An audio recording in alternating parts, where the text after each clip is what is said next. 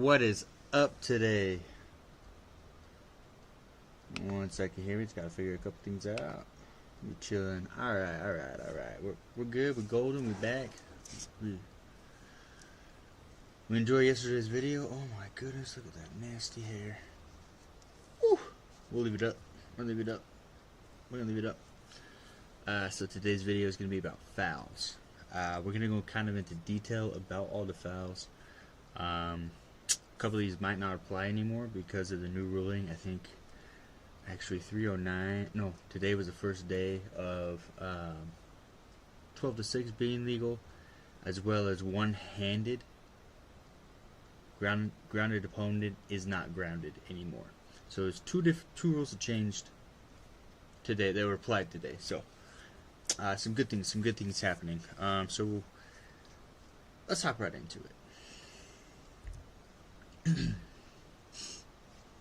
So this is from 2017. Unified rules of MMA fouls. So kind of simple. We're gonna go through all of them. Again, this is a little bit of detail. Sorry about the spacing. Couldn't figure it out. It is what it is. So first, butting with the head. So the head may not be used as a striking instrument in any fashion. Any use of the head as a striking instrument, whether head to head, head to body, or otherwise, is illegal.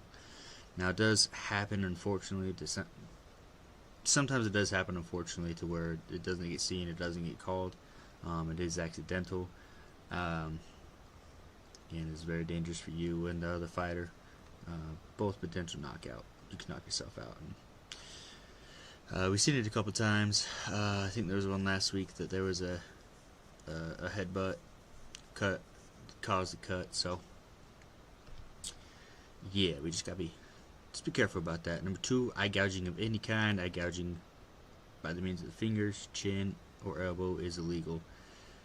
Legal strikes or punches that contact the fighter in the eye socket are not eye gouging and shall be considered legal attacks. So a lot of times the way that the gloves are shaped kind of like makes it look like it's a claw, so it's automatically like fingers are pointed that way. Even with the new gloves that they designed, they go down a little bit further, but it's still not as much flexibility and not as much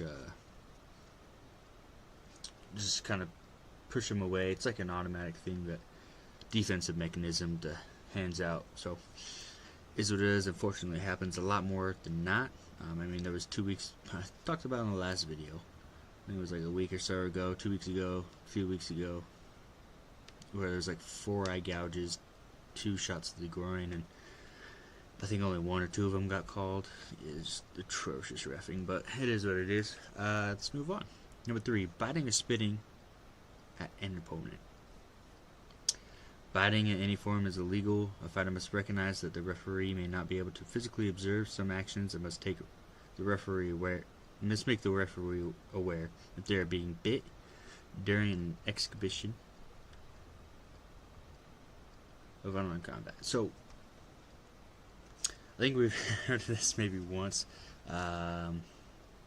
Lazy Boy, I think is who it was, and he's got a tattoo of the bite mark now. So pretty funny. 50K bonus, so good on him for that. Yeah, no biting or spitting. Now spitting is an interesting one. I'm pretty sure,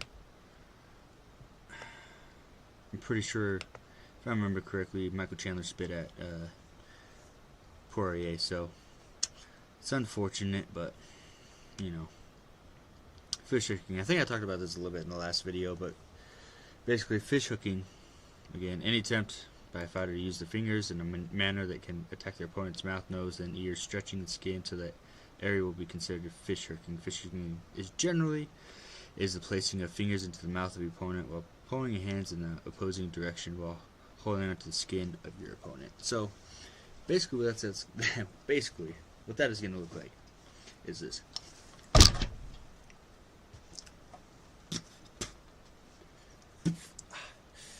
think I just cracked a rib. Oh. Danger, people, danger, don't do that. Oh. Yeah, fish hooking. Alright, let's keep going. Hair pulling. Pulling of the hair in any fashion is an illegal action. A fighter may not grab the hold of his opponent's hair. I guess it should say their opponent's, right? It is what it is. We're inclusive now, guys. We're inclusive. His opponent's hair to control the opponent in any way. If a fighter has long hair, they may not use the hair as a tool for holding or choking or any fashion. So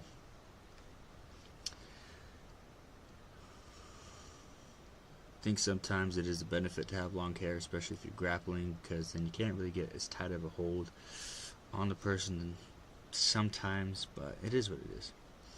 Spiking the opponent to the canvas on the head or neck, pile driving. So basically no Undertaker, unfortunately. Again, I talked about this in the last video about Bilal and Edwards. You know how Edwards got spiked. It was an accident, but pile driver is considered to be any throw where you control your opponent's body, placing his feet towards the sky with his head straight down, and then forcibly drive your opponent head into the canvas or flooring material. It should be noted when a fighter is placed in a submission hold by their opponent, if the fighter is capable of elevating the opponent, they may bring that opponent down in any fashion they desire, because they are not in control of their opponent's body. The fighter who is attempting the submission can either adjust their position or let go of their hold before being slammed into the canvas. So I think this is basically similar to what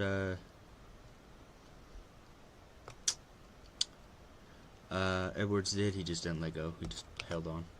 So strikes to the spine or to the back of the head, including the tailbone.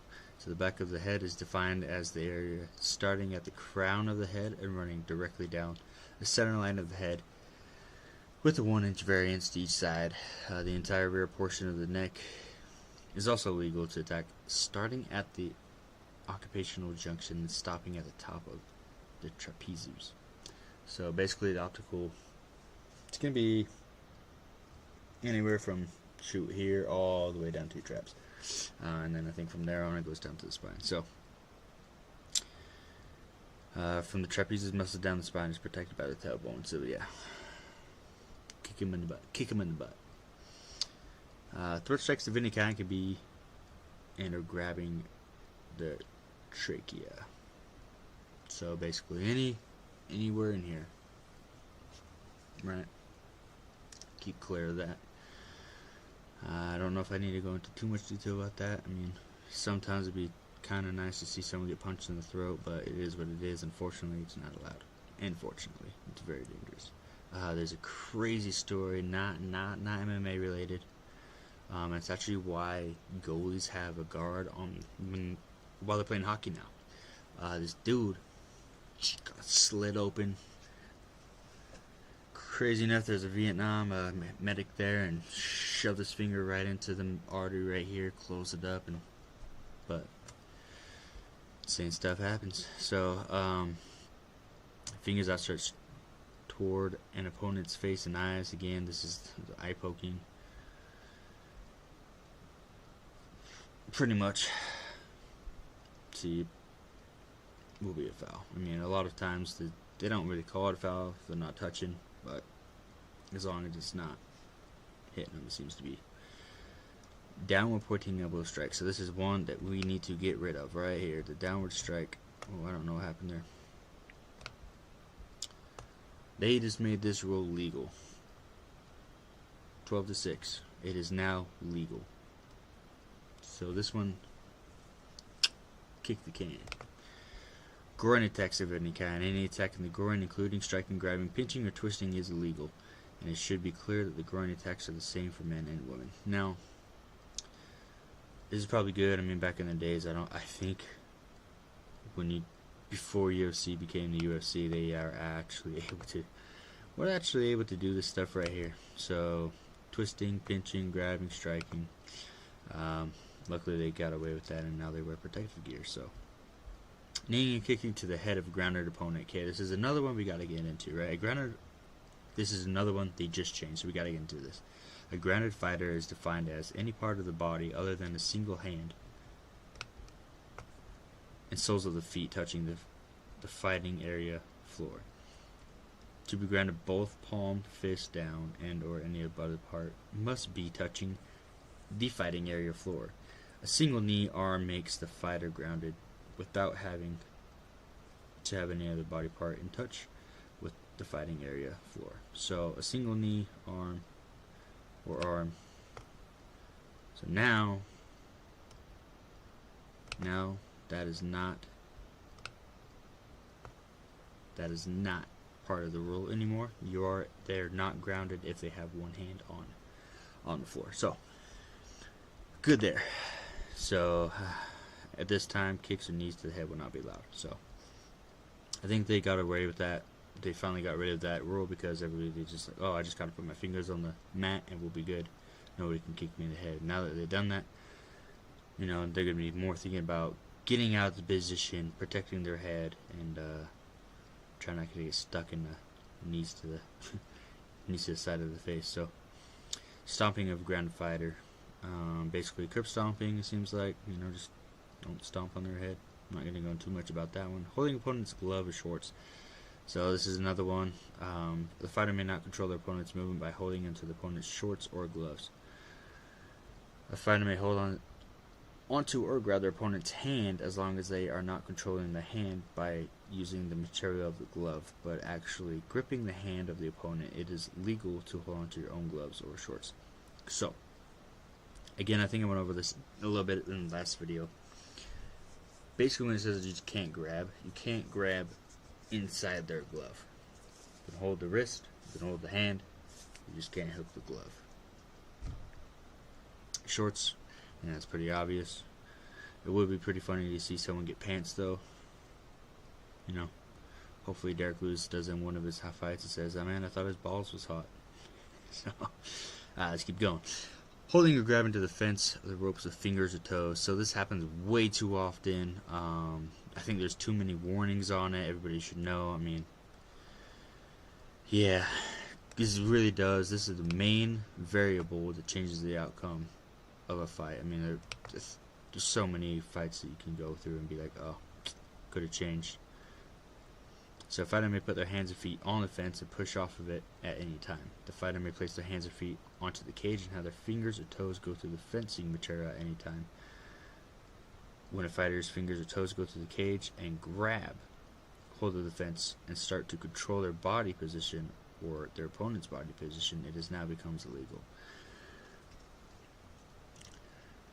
So as long as you're doing this, well, they're kind of weird shaped, right? Those diamond shapes, you gotta get your fingers in. As long as you're doing that, kind of relaxing, as long as you don't grip those fingers, you should be good. And allow rest will call it, be like, hey, don't grab the fence, don't grab the fence. This is why a lot of fighters now just palm it. So they don't have ropes, they have a fence, blah blah blah. Let's keep doing that. Yeah, if a fighter holds and grabs a cage because of the infraction following, a fighter ends up with a superior position due to the foul. The fighter should be restarted by the referee. Stand in a neutral position after determining if a point deduction is appropriate. Small joint manipulation. So fighters must grab a majority of the fingers or toes for all use at the defense or manipulations. Fingers and toes are small joints. Wrist, ankles, knees, shoulders, and elbows are all large joints. So basically you can't twist a finger, break a finger, break a toe on purpose. I mean, sometimes it might happen. I mean, what, Pereira broke his toe kicking Yuri in the head. Such a rough knockout to see, but what a good fight. So I know that's not necessarily a foul, but just don't grab the small joints. Okay, throwing the opponent out of the ring or cage area.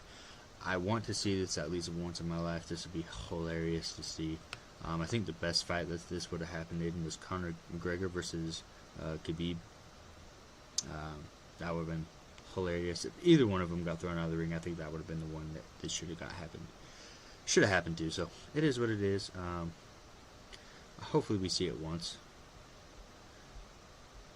Intentionally placing a finger into any orifice or into any cut or laceration of your opponent. So this is basically, a fighter may not place the fingers into an open laceration in an attempt to enlarge the cut.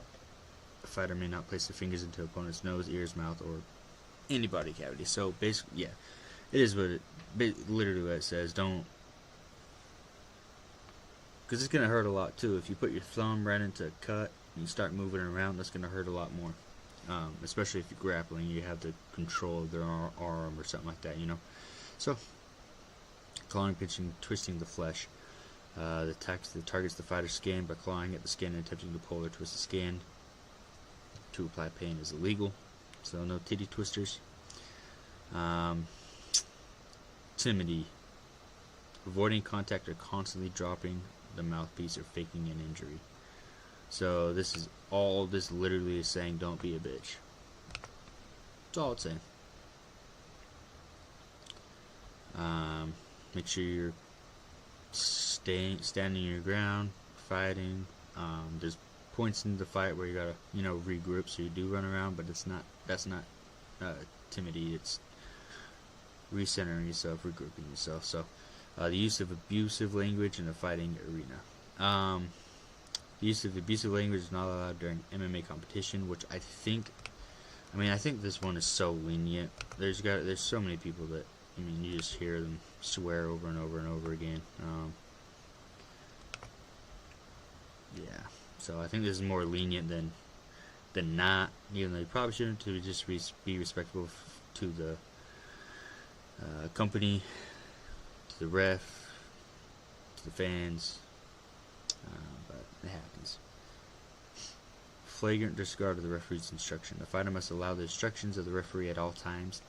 Any deviation or non-compliance may result in points being deducted from the fighter's scorecard or the fighter being disqualified from the match. So basically, the round ends, they keep fighting, or one of them's fighting, the other one's trying to walk away, tossed. In sportsmanlike conduct can cause injury to an opponent. Every athlete competing in this sort of MMA expected to represent the sport in a positive light, emphasizing sportsmanship and humility. Any athlete that disrespects the rules of the sport or attempts to inflict unnecessary harm on a competitor who has either been taken out of the competition by the referee, has tapped out of the competition, shall be viewed as unsportsmanlike. There's a few weeks ago, there was a fight where things got heated at the end of the match. I can't remember who it is, I'm drawing a blank. Anyway, told you this one was going to be long and in detail. Attacking the opponent after the bell has sounded. Again, so this is at the end of the period of honorable combat. I think that one's pretty self-explanatory. This happened during the Burns and Cosmet fight. I think it was round 2. End of round 2. Cosmet kept coming forward and Burns just finally kicked him off, and Cosmet came back and attempted to punch him. So, is what it is. Attacking the opponent or during the break. This would be insane.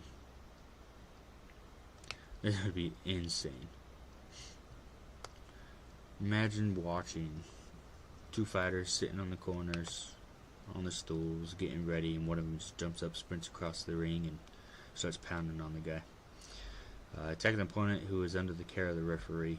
Again, this is another one where it's a little bit harder. Like, someone gets knocked out on TV, you can tell they're knocked out in the moment. You might be able to tell. Most of them do tell, but you're taught to keep going until the bell rings, the ref stops you, right? So, there's a couple times, or more than often, I shouldn't say a couple, there's more than often times where the ref will dive in, guy's mid-swing, finishes a punch. He technically hasn't under the care of the referee, but he technically is. So it's one of those things where just as long as you don't keep going after the ref is on, it should be alright. Interference from a mixed martial artist corner or seconds. Interference is defined as an action or activity aimed at disrupting the fight or causing an unfair advantage to be given to one of the combatant corners. Are not allowed to distract the referee, influence the actions of the referee in any fashion. So, this right here is what I think. So, I think we went over it. Tim Welch, Sugar Sean's coach, when they fought Aljamain Sterling, said, "Go Aljo, go," right? Technically, that wasn't to the ref. You can't belittle the ref. Can't, do all that stuff. Again, I went over this. You should know the voice of your coach. If you don't, you might want to be thinking about getting a new coach or trying to understand and learn, your coach's voice. So that's what it is on that. For that, we will. That's about it on that venture. So we got some fouls going. Let's see what else we got. We got a whole list of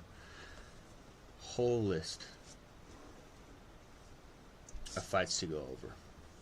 There's so many fights I want to go over. So many of them that I think will be good. Don't mind the blanket. Freaking cold in the basement podcast. All right. So basically, what I'm going to be doing now is going to be breaking down the fights. I think what I'm going to try to do is watch the fights. I can't stream it on YouTube for copyright purposes, so I'll be watching it to the side. I'll be commentating, I should say, that fight. And after every round, I'm going to break everything down, kind of go from the judge's perspective of how I think the fight went. Right. So I don't really have scorecards with me. I'm just going to go based off of what what I think the round is, who won. I'm not really up to par on the 10. What is it? The 10 scorecard the 10 must scorecard. So what I'm going to be doing is breaking down everything: the strikes, grapple time, clinch. I think clinch is going to go out the window. I don't think I'm going to count for that. It just means it's an even ground for me. In my opinion, that's even ground. All that stuff. We're going to break that down, go round by round, and at the end of the round, before we figure out who won that fight, even though we already know we won that fight if we watched the fight, right?